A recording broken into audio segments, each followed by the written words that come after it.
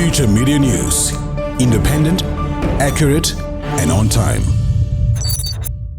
No memorial services will take place at the residence of the late President Dr. Hakaji Geingob at Casa Rosalia. The public is implored not to assemble at the late president's residence in order to ensure the family has ample time to mourn. The Namibian police, they're supposed to be impartial. They're supposed to be there to protect the interest of every citizen and not just the interest of the elite. And as a result of that intimidation and harassment, a lot of people fail to show up to that particular registration process. So this is just to basically remind and educate the police what it means to be a democratic country, what it means to be a country that is governed by a constitution, because clearly the police maybe they have forgotten that we're in a democracy, and now they're obviously trying to be autocratic, whereby they just act as they wish and as they desire.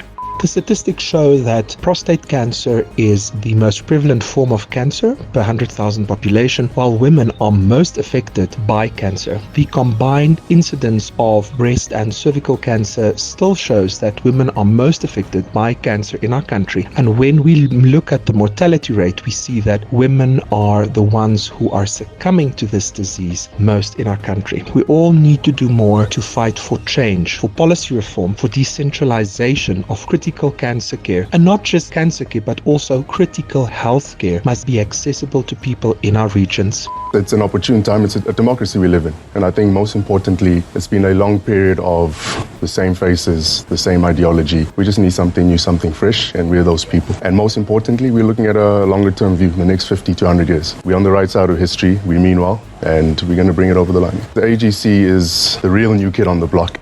This latest attack is not a surprise, and I think it's something that we can expect to see more of going forward. If you look at the increasingly sophisticated level of weaponry that is being provided to the rebels in the DRC, I think things are only going to get worse. You might recall that earlier this week, the United Nations had one of their UAVs fired on by a surface-to-air missile, which is quite an unusual occurrence in the DRC. We've never witnessed rebels having access to surface-to-air missiles before. It's believed that Rwanda has supplied these surface-to-air missiles to the M23 rebels.